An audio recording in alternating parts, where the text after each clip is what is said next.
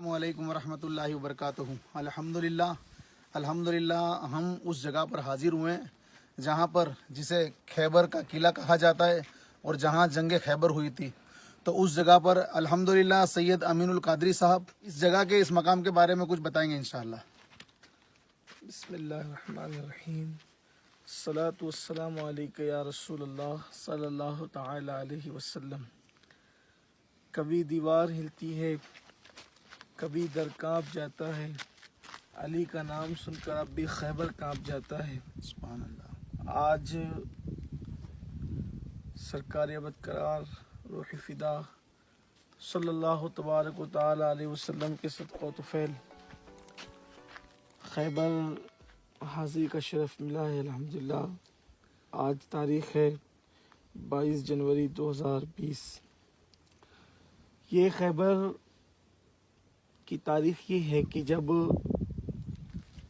مدینہ منورہ میں یہودیوں نے غداری کی اور اللہ کے حکم سے مدینہ منورہ سے یہودیوں کو نکال دیا گیا، تو دھیرے دھیرے اکثر یہودی خیبر میں جمع ہونے لگے اور وہ اپنی طاقت کو یہاں یکجا کرنے لگے۔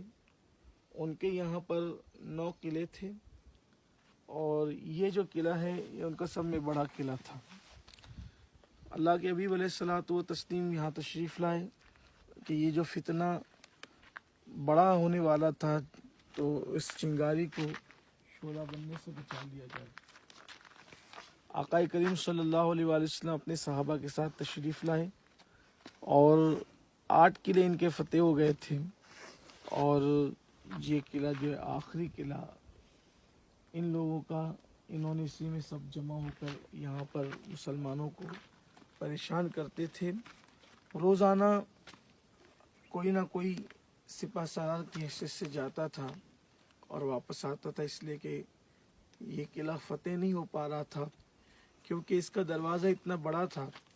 امام المتکلمین مولانا نقی علی خان علیہ رحمٰن نے لکھا ہے کہ اس دروازے کو 70 لوگ مل کر کے ہلا بھی نہیں سکتے تھے، اتنا بڑا تھا وہ دروازہ اور اتنا مضبوط تھا، اتنا وزنی تھا، اور اسی دروازے کی بنیاد پر انہوں نے دروازہ بند کر رکھا تھا، تو کوئی اس کو جو وہ توڑ نہیں پا رہا تھا یا کھول نہیں پا رہا تھا۔ آخرکار صبح سے شام تک جنگ جاری رہتی اور ہر آنے والا سپہ سالار اپنی کوشش کے مطابق، اپنی طاقت کے مطابق کوشش کرتا اور پوری جاں فشانی کے ساتھ لڑتا، لیکن یہ سعادت کسی اور کے مقدر میں لکھی تھی۔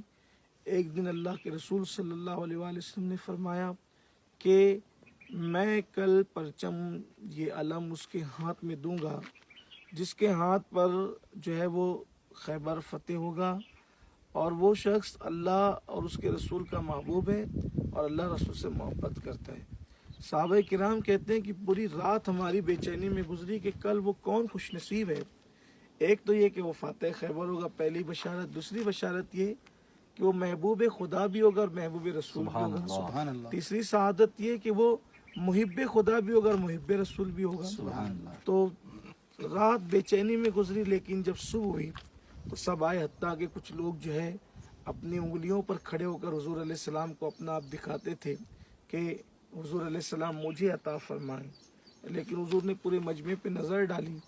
میں یہاں چشم تصور سے وہ منظر دیکھ رہا ہوں کہ کیسا وہ منظر رہا ہوگا سبحان اللہ کہ سید عالم قائد المرسلین اپنے صحابہ کرام کی قیادت جو ہے وہ ایک جنگی قائد کے حوالے سے فرما رہے ہوں گے، اور سب صحابہ کرام بے چینی کے ساتھ حضور علیہ السلام کی طرف متوجہ ہوں گے کہ حضور پرچم کس کو دیتے ہیں۔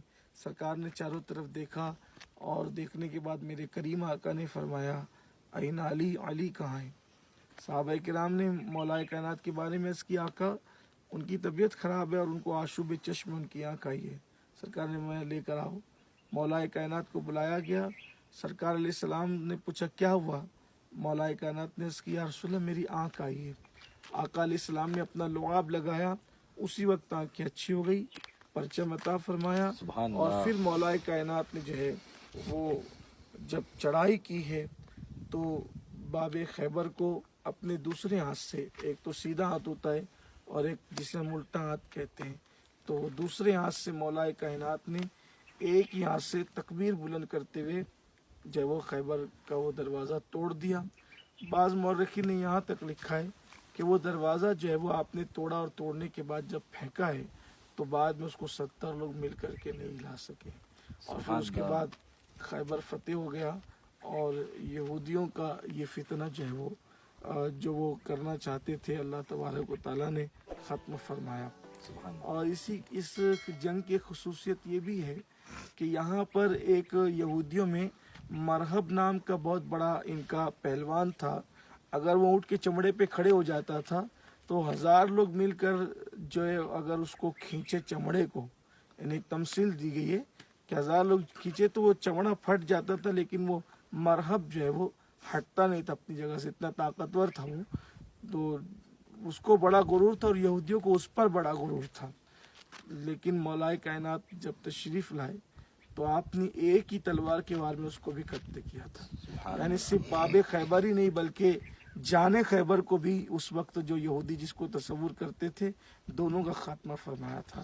آج ہم وہی نعرے حیدری یا علی نعرے حیدری یا علی یا علی. سبحان ہم آج یہاں موجود ہیں ہمارے سید یاسین باپو اور ہمارے حافظ عبدالرحیم صاحب, سید سمیع اللہ صاحب, عبد القادر بھائی, ہم سب یہاں موجود ہیں. الحمدللہ علی احسانی.